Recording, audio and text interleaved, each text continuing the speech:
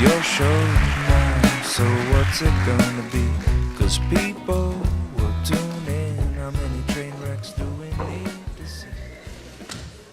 Hi. Board of Directors, Administration, Faculty, Staff, Friends, Family, Classmates. What? Board? Okay. So, writing the speech was not easy. In fact, at times I was confused, and I wasn't sure if I was writing my graduation speech or my will. However, wait, I lost my place. It's awkward. Okay, there we go. However, it took me long, not because I procrastinated for 2 weeks and decided to go bowling instead of, doing the speech. None of that.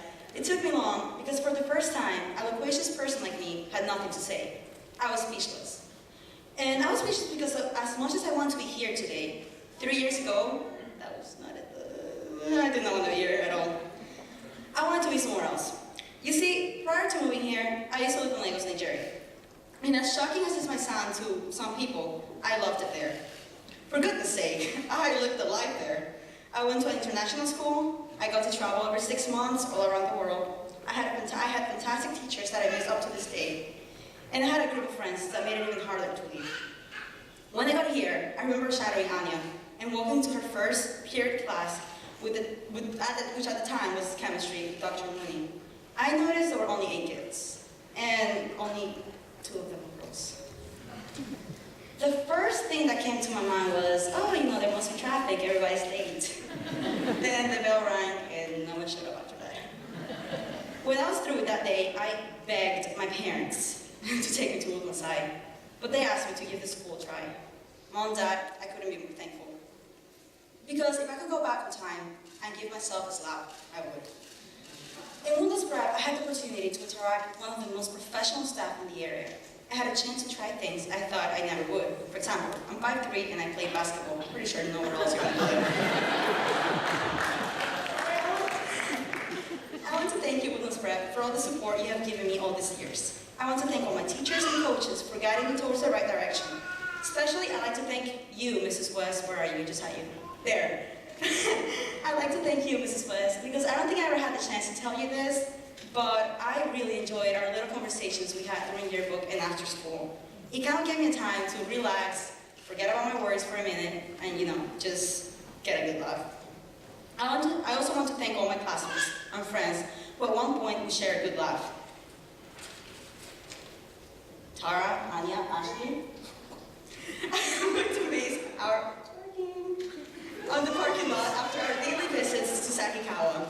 And Vanya, I'm going to miss our crazy laugh attacks that we had in the middle of every conversation we basically had. Also, I want to thank another friend, one who has been with me since what I like to call the Niger days, which is my time in Nigeria. Karina, people threatened me that if my speech exceeded 10 minutes, they would personally kill me.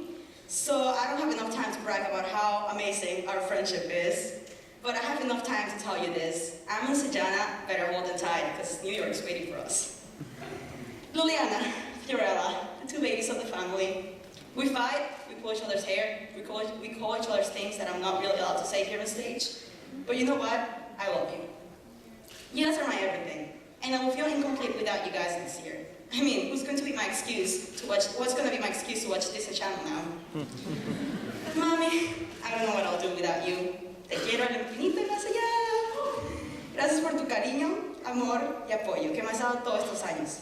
Y papi, can you just please move into college with me next year? By any chance? What am I going to do without you? Literally, I owe you everything. You're the reason I live such a great, happy life, and words will never be enough to express my gratitude for the sacrifices you have had to make for me, to provide my sisters and I with the tools and strength to succeed in this happy adventure life. I messed up that. Okay. Way to kill the moment. With the tools and strength to succeed in this happy adventure we like to call life. Finally, I'd like to thank God. Because if there's something I have learned these 18 years that I've been alive, is that with Him, everything's possible. Next year, I will attend Texas A&M. And not only do I plan on learning what the heck an Aggie is, I also plan on majoring in chemical engineering to later attend law school. I'm aware that this is a path that's going to take dedication and effort, but I know that with the help of friends, family, teachers, myself, and of course God, I'm going to achieve this and any goal I I set for myself in the future. Finally, I would like to close the speech with a quote from one of my favorite movies, Back to the Future. This is a scene at the very end of the movie. There's actually at the very end of the movie and at the beginning of the second movie. And this is when Doc, Marty, and his girlfriend are about to travel to the future. Then Marty tells Doc, "Hey Doc, we better back off. We don't have enough road to get to up to 88. Then Rock replies, all chill and cool, while putting some, glasses on. "Roads? Where we're going, we don't need roads." On the surface, common boring people will see that this quote represents a future technological achievement that is hidden to the current generation. However, I know that most people in this room is able to find a deeper meaning in it, because they have made their own roads outside of what society has paved for them. And I just hope to do the same for the future. Thank you, everyone. We thought this was low, well, it's bad.